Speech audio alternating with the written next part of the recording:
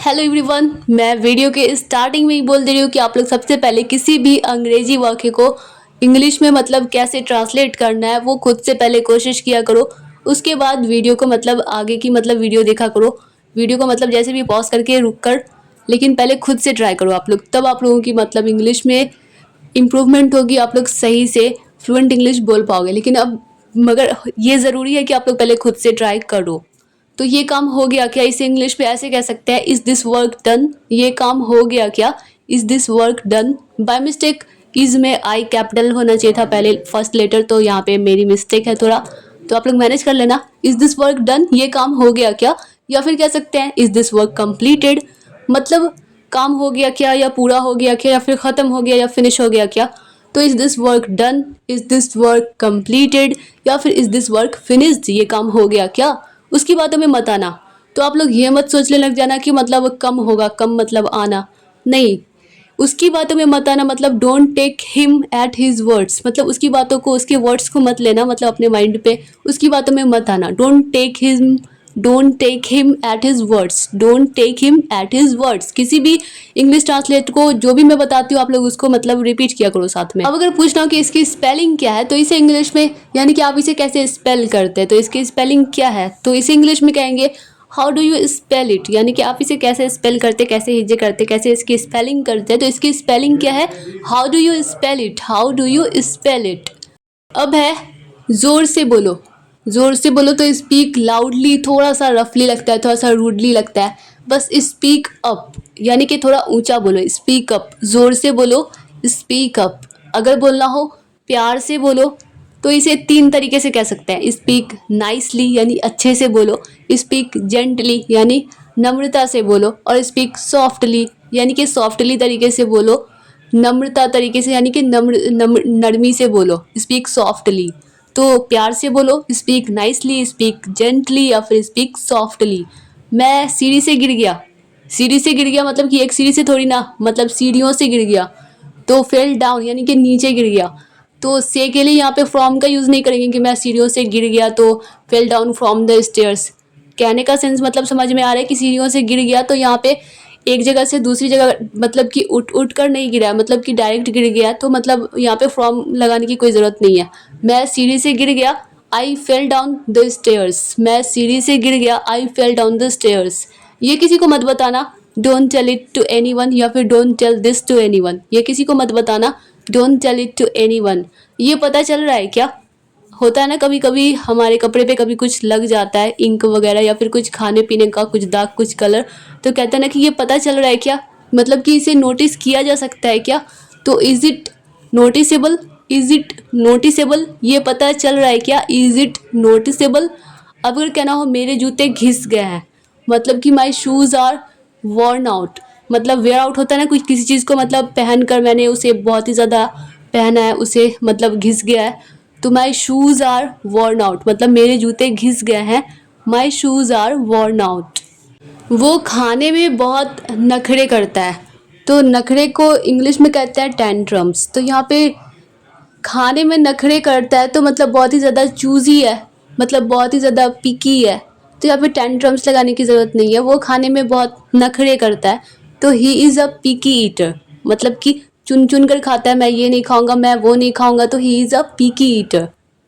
या फिर he is a choosy eater, pick करना मतलब होता है चुनना, तो he is a picky eater या फिर he is a choosy eater. अब कहना हो कि उसके कपड़े में बहुत नखरे हैं, तो मतलब कपड़े भी मतलब बहुत ही ज़्यादा नखरा करता है कपड़े पहनने में, कि मैं ये कपड़ा नहीं पहनूंगा, मैं वो कपड़ा नहीं पहनूंगा, तो इसके लिए यहाँ पे भी हम पिकी का यूज़ करेंगे। तो अब देखो कहना हो कि उसके कपड़ों में बहुत नखरे हैं, मतलब कि ये कपड़े नहीं पहनूंगा, वो कपड़े नहीं पहनूंगा, बहुत करता है। तो he is very picky about his clothes, उसके कपड़ों में बहुत नखरे हैं।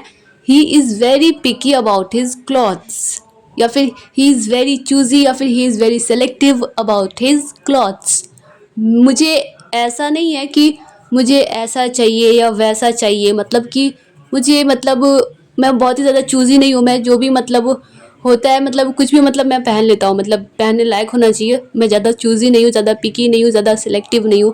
तो मुझे ऐसा नहीं है कि मुझे ऐसा चाहिए या वैसा चाहिए, तो इसे इंग्लिश में कहेंगे I am not that choosy, या फिर I am not that picky या फिर I am not that selective, यानी कि हम कह सकते हैं कि I am not choosy, I am not picky या फिर आई एम नॉट सिलेक्टिव, यानी कि मैं ऐसा नहीं हूँ कि मुझे ऐसा चाहिए वैसा चाहिए, तो I am not choosy, I am not picky या फिर आई एम नॉट सिलेक्टिव।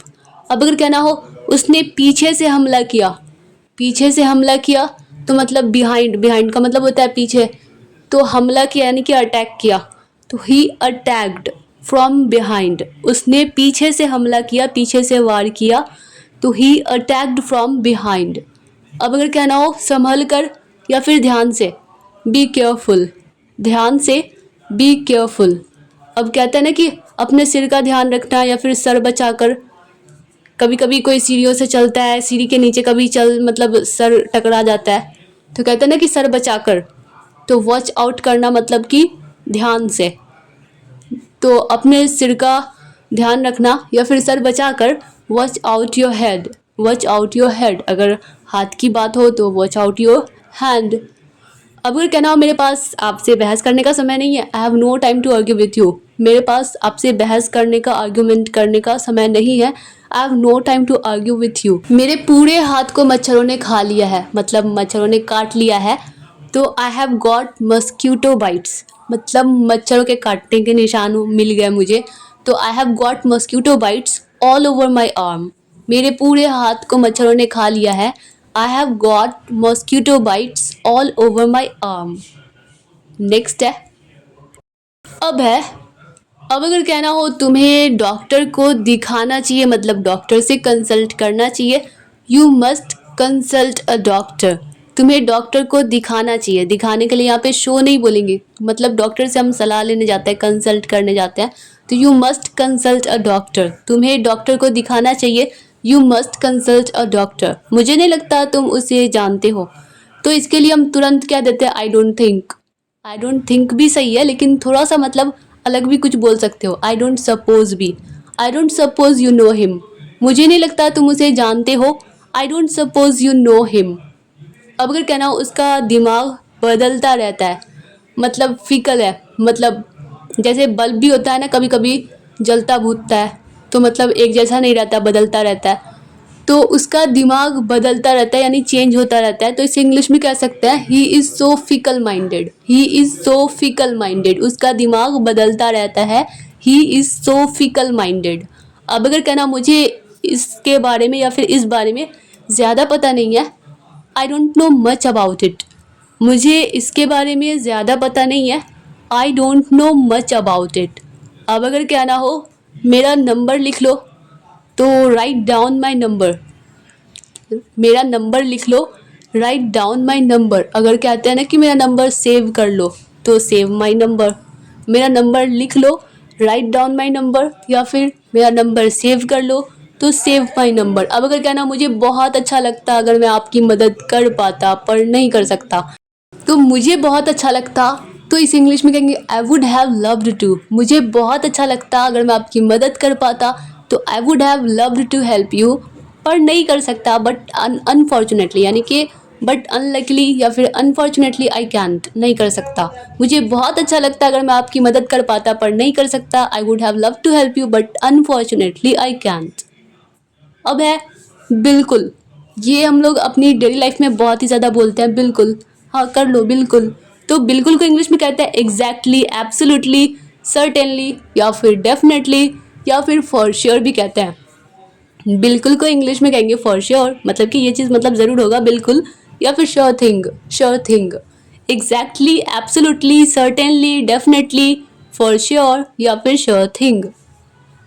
अब अगर कहना हो उसको मैसेज कर देना, या तो सिंपल वे में कह सकते हैं टेक्स्ट हिम, या फिर drop him a text. Drop करना मतलब गिराना, तो मतलब उसके इनबॉक्स में जाके गिरा देना, मतलब टेक्स्ट कर देना, ड्रॉप हिम अ टेक्स्ट, उसको मैसेज कर देना, drop him a text, drop him a text.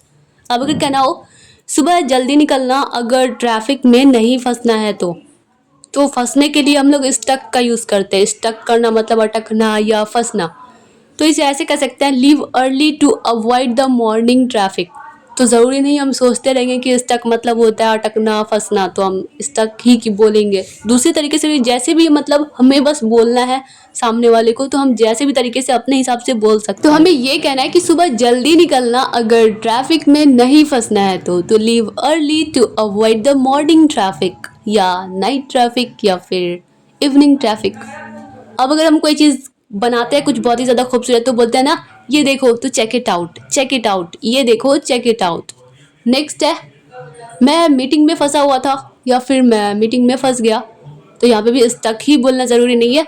फंस गया मतलब टाइड, टाइड का मतलब भी होता है बांधना या बंध गया, बंधा हुआ था, मेरे हाथ बंधे हुए थे, मैं फ्री नहीं था, तो I was tied up with the meeting. मैं मीटिंग में फंसा हुआ था, तो आई वॉज स्टक भी बोल ही सकते हैं, गलत नहीं होगा, लेकिन कुछ अलग भी बोल सकते हैं। I was tied up with a meeting, मैं मीटिंग में फंसा हुआ था। आई वॉज बिजी भी बोल सकते हैं, आई वॉज बिजी या फिर I was tied up with a meeting. इसको बाहर फेंको, थ्रो इट आउट, इसको बाहर फेंको, थ्रो इट आउट। थ्रो का मतलब होता है फेंकना और बाहर फेंको तो आउट, थ्रो इट आउट, इसको बाहर फेंको, थ्रो इट आउट। मैं बिल्कुल मानता हूँ, तो I completely agree with you या फिर आई कम्प्लीटली अग्री या फिर I completely agree with you, मतलब कि मैं आपकी बात से मतलब सहमत हूँ, मैं मानता हूँ, तो I completely agree with you, agree with you. Next है मैं आपको वहाँ से पिक कर लेता अगर आपने पहले बता दिया होता, तो इसे इंग्लिश में कहेंगे I would have picked you up, I would have picked you up from there, मतलब वहाँ से। If you had given early notice, यानी कि अगर आपने पहले नोटिस दिया होता या बताया होता, या फिर if you had already told me, अगर आपने मुझे पहले ही बता दिया होता, तो मैं आपको वहाँ से पिक कर लेता अगर आपने पहले बता दिया होता। I would have picked you up from there if you had given early notice. अब अगर कहना हो उसे गलत जानकारी मत दो, यानी कि इन्फॉर्मेशन मत दो, तो don't give him wrong information, या फिर मतलब गलत इन्फॉर्मेशन मत दो, मतलब उसे मिसलीड मत करो, गुमराह मत करो, तो डोंट मिसलीड हिम भी कह सकते हैं, डोंट मिसलीड हिम। तो उसे गलत इन्फॉर्मेशन गलत जानकारी मत दो, डोंट मिसलीड हिम। अब अगर कहना हो क्या तुम्हें और कुछ कहना है, is there anything else you want to say, यानी कि कुछ और है जो तुम्हें कहना है, is there anything else you want to say. अब अगर कहना हो इस पर काम चल रहा है, मतलब होता है ना कभी कभी किसी प्रोजेक्ट पे मतलब कि काम अभी उस पर चल ही रहा है, तो मतलब वो चीज़ अभी कैरी ऑन है, कंटिन्यू है, तो कह सकते हैं इसे it is in the pipeline. In the pipeline का मतलब कि अभी वो चीज़ प्रोसेस में है, काम चल रहा है, ख़त्म नहीं हुआ है, तो इस पर काम चल रहा है, इसे इंग्लिश में कह सकते हैं it is in the pipeline, it is in the pipeline. अब अगर कहना हो तुम गलत हो, तो इसे एकदम ही डायरेक्टली कह देते हैं you are wrong, you are wrong, मतलब तुम गलत हो। या फिर हम कह सकते हैं ऐसे भी कि यू आर मिस्टेकन, तुमसे गलती हो रही है, तुम गलत हो, तो you are mistaken, you are mistaken. जल्दबाजी में फैसला मत लो, इसे इंग्लिश में कहेंगे डोंट मेक हेस्टी डिसीजन। जल्दबाजी में फैसला मत लो, don't make hasty decision, don't make hasty decision. Next है बिना सोचे समझे कुछ मत करना, इसे इंग्लिश में कहेंगे डोंट डू एनीथिंग अननोइंगली, यानी कि बिना सोचे समझे कुछ मत करना, डोंट डू एनीथिंग अननोइंगली, या फिर डोंट एक्ट रैशली, मतलब कि जल्दबाजी में, डोंट एक्ट रैशली, बिना सोचे समझे कुछ मत करना, डोंट एक्ट रैशली। अब अगर कहना हो उसको ज़मीन से उठाओ, तो मतलब कि ज़मीन से उठाओ, उठाना मतलब पिक करना, मतलब पिक करना का मतलब होता है उठाना या चुनना भी होता है, तो उसको ज़मीन से उठाओ, तो पिक इट अप, मतलब कोई पेन या बुक कुछ गिर गई है ज़मीन पे, उसको ज़मीन से उठाओ, तो pick it up off the floor. Off का मतलब हुआ यहाँ पे उठाना, pick up, pick it up off the floor, उसको ज़मीन से उठाओ, pick it up off the floor. अब अगर कहना हो मैं यह किसी ना किसी तरह कर लूँगा, किसी ना किसी तरह को इंग्लिश में कहते हैं समहाउ, मैं यह किसी ना किसी तरह कर लूँगा, I'll do it somehow, मैं यह किसी ना किसी तरह कर लूँगा, I'll do it somehow, मैं यह किसी ना किसी तरह कर लूँगा, I'll do it somehow। मैंने उसको अभी तक कुछ नहीं बताया है, तो अभी तक को इंग्लिश में कहते हैं टिल नाउ, मैंने उसको अभी तक कुछ नहीं बताया है, I haven't told him anything till now, मैंने उसको अभी तक कुछ नहीं बताया है। I haven't told him anything till now. अब अगर कोई चीज़ कहता है ना कि यहाँ पर, तो over here, over here, over here, यहाँ पर, ओवर हेयर। अगर कहना हो वहाँ पर, तो over there, over there. Next है, अब अगर कहना हो उसको अखबार में बांध लो।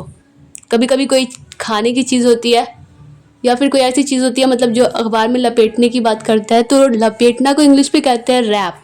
डब्लू साइलेंट है यहाँ पे, तो रैप की स्पेलिंग में W silent, WRAP, wrap. Wrap करना मतलब होता है लपेटना, तो उसको अखबार में लपेट लो, बांध लो, तो wrap it in the newspaper. उसको अखबार में बांध लो, wrap it in the newspaper. चलो मीटिंग ख़त्म करते हैं, मतलब लपेटते हैं, मतलब समेटते हैं। तो चलो मीटिंग ख़त्म करते हैं, तो let's wrap up the meeting. चलो मीटिंग ख़त्म करते हैं, let's wrap up the meeting. अब कभी कभी होता है ना कि कोई कॉल पे बात करता है तो कहता है कि मतलब कौन बोल रहा है, हु इज़ स्पीकिंग।